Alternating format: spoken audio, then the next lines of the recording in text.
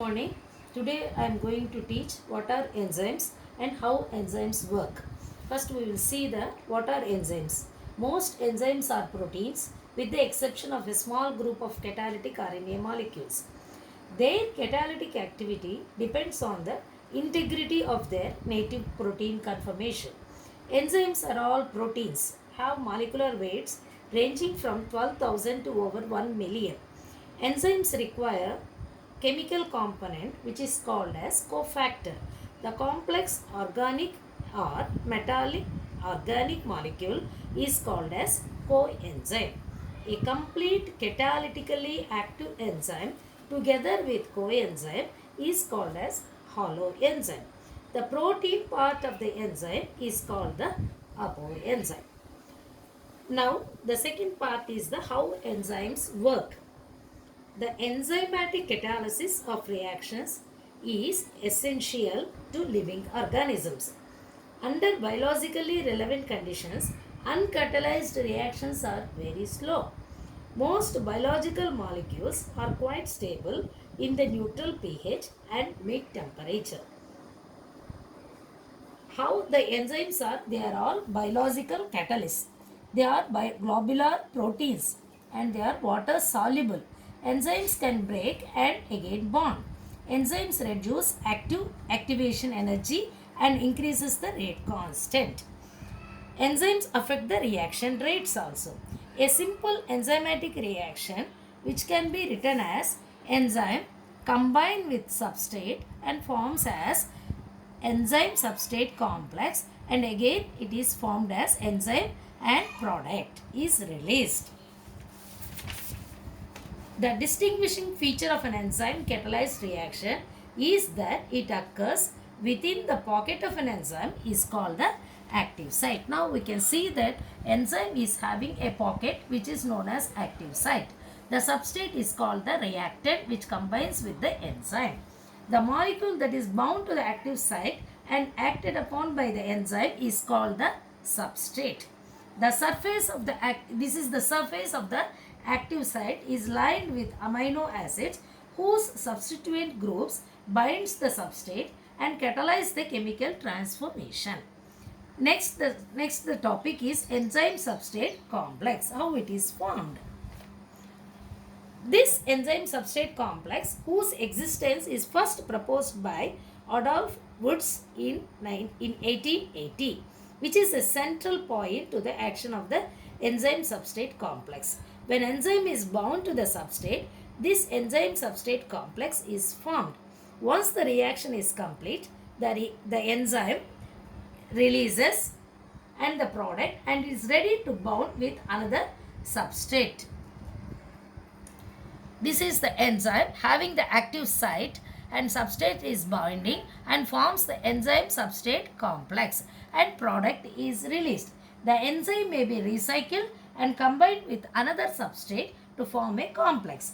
The non-covalent complex composed of a substrate bound to the active site of the, this is the active site of the enzyme. The catalytic action of the enzyme substrate, this is the enzyme substrate complex, was proposed by a Swedish chemist known as Arrhenius in 1888. He proposed that substrate and enzyme combine to form a complex is known as enzyme substrate complex. This is the enzyme substrate complex. The substrate is entering into the active site of the enzyme and forms as enzyme substrate. Here we can understand that enzyme is changed its shape slightly as substrate binds to the enzyme and forms as enzyme substrate complex, and the products is leaving active site of the enzyme where the products are coming out. Now we can see that in biochemistry, the substrate is a molecule upon which enzyme acts. The substrate bonds with the enzyme at the active site and enzyme substrate complex is formed. Now the third part is now we are coming to the theories of the enzyme substrate complex. One is the lock and key model, another is the induced fit model. This is the lock is nothing but the enzyme and key is nothing but the substrate. Now the substrate is coming to the bind to the active site of the enzyme and forms enzyme substrate complex. In this lock and key model, the specific action of the enzyme with a single substrate can be explained using a lock and key model which is proposed by Emil Fischer.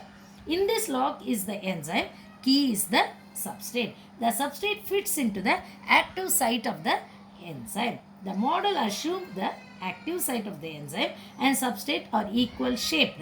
Substrate joins at the active site by hydrogen bonding and it forms the enzyme substrate complex. Next comes to the induced fit model.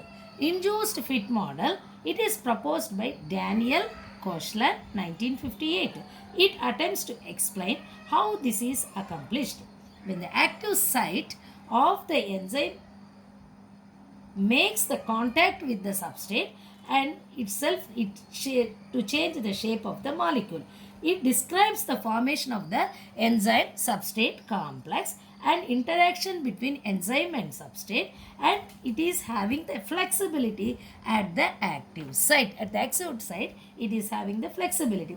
The substrate produces some changes in the conformation of the enzyme and allows a better binding at the catalytic site.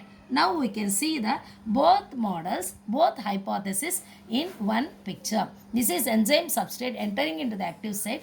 Enzyme substrate complex is formed and enzyme and product is leaving the active site. Next comes to the induced fit model where substrate entering the active site of the enzyme, enzyme substrate complex is formed but enzyme changes a shape slightly as substrate binds and the product is relieving. The products leaving the active site of the enzyme.